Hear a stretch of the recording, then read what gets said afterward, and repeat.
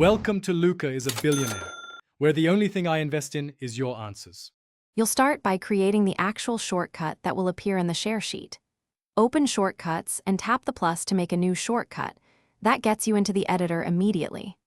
Once in the editor, tap the three-dot settings and enable Show in Share Sheet so the system can surface it.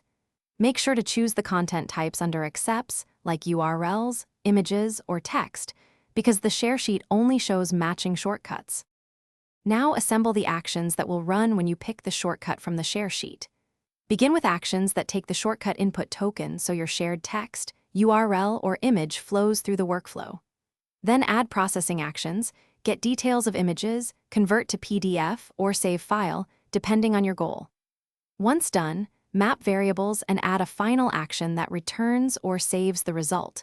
Testing here prevents mismatch. Finish by saving your shortcut and testing it from an app that provides the content type you selected.